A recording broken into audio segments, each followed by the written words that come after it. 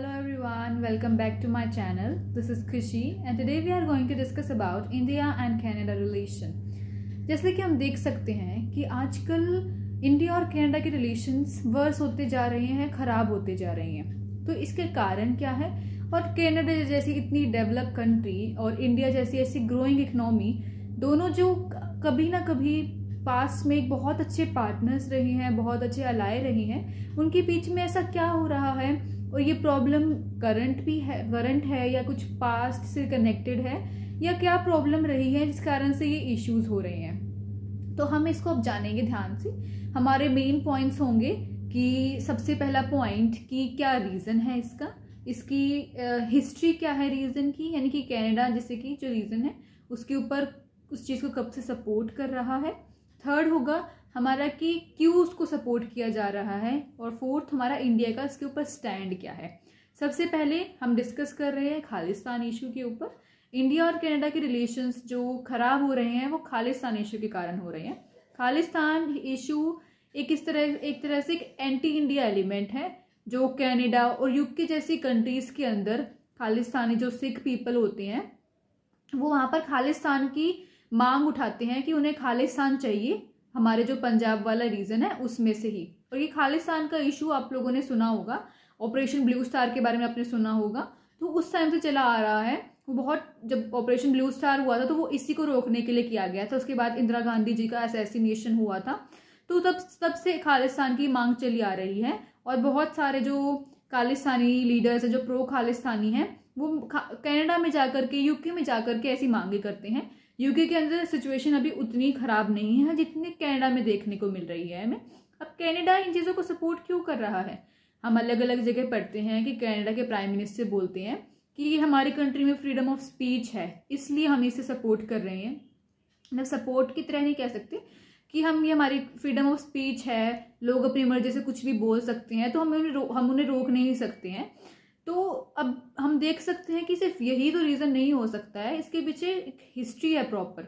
जो वहाँ के अभी जो करंट प्राइम मिनिस्टर हैं जस्टिन ट्रूडो, वो खालिस्तान की उम्मीद है उसको बहुत सारे टाइम से सपोर्ट करते आ रहे हैं।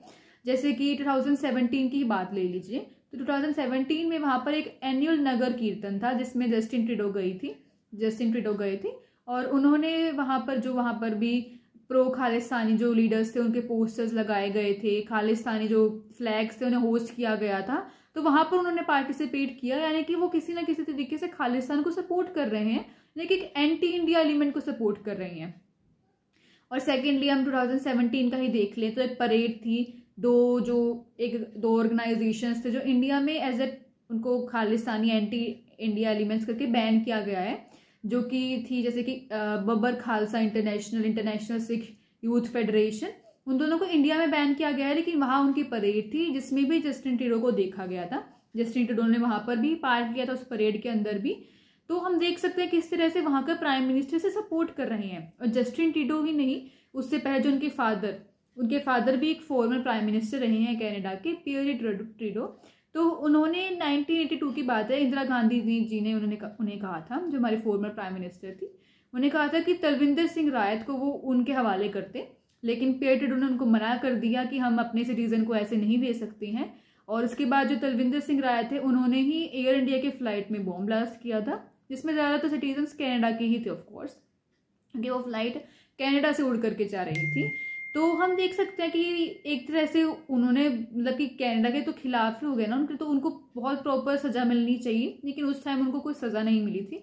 बाद में जब वो इंडिया में इलीगली घुसने की कोशिश कर रहे थे तब उनका असैसिनेशन कर दिया गया था, उनको इनका इनकाउंटर कर दिया गया था इंडियन फोर्स के द्वारा ही। उसके बाद उनके जो भाई थे छोटे, इंद्रजीत सिंह रायत, उनका भी उसके अंदर रोल था जो बॉम्ब ब्लास्ट था, तो उन्हें प्रिजन में डाला गया था।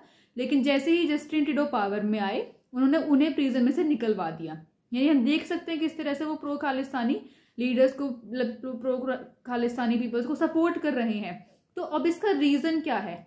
अब भाई सपोर्ट कर रहे हो तो कोई ना कोई तो रीजन होगा ही, सिर्फ एक फ्रीडम ऑफ स्पीच तो नहीं होगी कि आप अपने प्रिजनर्स को ऐसे करके बाहर निकाल रहे हो जो ऐसा बॉम्ब ब्लास्ट करवाया। तो सबसे बड़ा रीजन है उनका वोट बैंक। अगर वहां के हम पॉलिटिक्स का देखें तो जस्टिन ट्रूडो जो 2 बार ही पावर में आए हैं, तो दोनों बार ही उनको मेजोरिटी नहीं मिली थी। और मेजोरिटी लेने के लिए जो उनकी पार्टी है लिबरल पार्टी, उन्होंने कोalition बनाया था एनडीए के साथ। अब एनडीए जो पार्टी है वो एक प्रो खालिस्तानी पार्टी है और उसके जो लीडर भी हैं वो एक बहुत बड़े प्रो खालिस्तानी लीडर हैं। अलग अलग मुद्दों के ऊपर इंडिया के खिलाफ वो बहुत बार बोलते हैं। तो अराउंड 20 सीट्स की उन्हें जरूरत है, तो 25 सीट्स उन्होंने उनकी ली थी। अगर जो लिबरल पार्टी है, जो वहाँ के प्राइम मिनिस्टर हैं, वो प्रो खालिस्तान जो लीडर्स हैं उनके खिलाफ कुछ भी बोलेंगे तो उनकी सरकार गिर सकती है। तो ये मेन रीज़न है कि वो सपोर्ट कर रहे हैं। और अगर ये बात हम जानते हैं, आप लोग जानते हैं, तो हमारी सरकार भी जानती है कि किस तरह से वहाँ की गवर्नमेंट के अंदर ही एक प्रो खालिस्तानी लीडर्स का बहुत बड़ा डोमिनेंस है। तो हम क्यों उन्हें सपोर्ट करें, हम ऐसी कंट्री के साथ क्यों अपने अच्छे रिलेशन रखें जो एंटी इंडिया एलिमेंट्स को इतना सपोर्ट कर रहे हैं।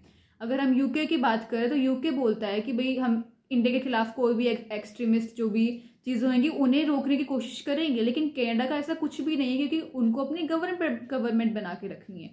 तो अभी क्या होता है, अगर हम करंट मुद्दे पे आए तो जून 2023 के अंदर वहाँ पे जो प्रो खालिस्तानी लीडर थे हरदीप सिंह निज्जर, उनको शूट कर दिया जाता है और उनकी डेथ हो जाती है। तो इस केस के अंदर जो कनाडा की गवर्नमेंट है वो अपने पार्लियामेंट में कहती है कि इंडियन गवर्नमेंट का इसमें बहुत बड़ा हाथ है हरदीप सिंह निज्जर के मरने के ऊपर, और इंडिया की ही इंटेलिजेंस एजेंसी ने उन्हें मर पाया है। लेकिन उनके पास ऐसा कोई भी प्रूफ नहीं था। उन्होंने अलग अलग कंट्रीज से भी बातचीत करी। यही बात है कि उनके पास कोई प्रूफ नहीं था। मीडिया ने भी उनसे पूछा कि आपके पास कोई प्रूफ है भी या नहीं, तो उनके पास ऐसा कोई प्रूफ नहीं था। वो स्टिल वर्क कर रहे हैं कि कोई उनको ऐसा प्रूफ मिले। तो इतना बड़ा उन्होंने इल्ज़ाम लगा दिया इंडिया के ऊपर। तो अब इंडिया का भी कुछ ना कुछ तो स्टांस रहेगा ही ना इस केस के अंदर। तो इंडिया का स्टांस काफ़ी बोल्ड था। हमने आज तक जो स्टैंड नहीं लिया था अपनी कंट्री के लिए वो हम अभी ले रहे हैं, और मेरे ओपिनियन में ये स्टैंड काफ़ी स्ट्रॉन्ग और काफ़ी अच्छा है।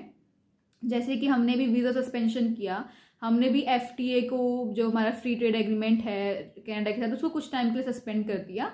और जो हमारे मिनिस्टर है, यूनियन मिनिस्टर पीयूष गोयल, उनका कहना था कि we are on the same page with the Canada. तो ये अगर वो कर सकते तो ये हम भी कर सकते हैं। हमने इवन उन्हें अब उनकी एम्बेसीज में से जो उनके वहाँ पर लोग हैं, जो वर्कर्स हैं, ऑफिशियल्स हैं, उनको कट डाउन करने के लिए भी कहा। तो हमारा एक प्रॉपर एक बोल्ड स्टैंड था इसको लेकर के।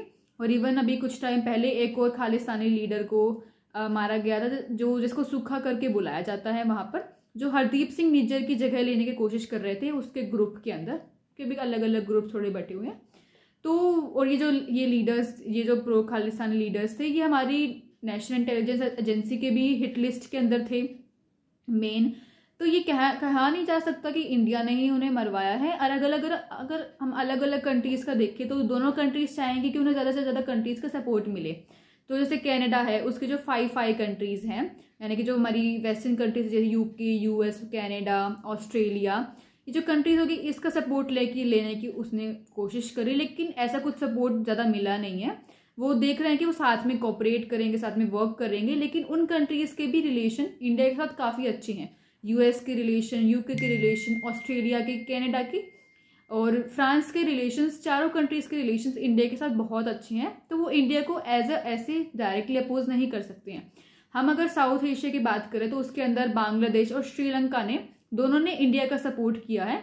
अगर हम बांग्लादेश का देखें तो बांग्लादेश में जो बांग्लादेश जिन्होंने बनवाया था, जो वहाँ के मेन लीडर थे, उनका जब असैसिनेशन हुआ था मुजीबुर रहमान जी का, तो उनका जो असैसिनेशन जिन्होंने किया था उन्हें कनाडा ने पनाह दी थी। तो बांग्लादेश के रिलेशंस कनाडा के तो उतने अच्छे हैं नहीं।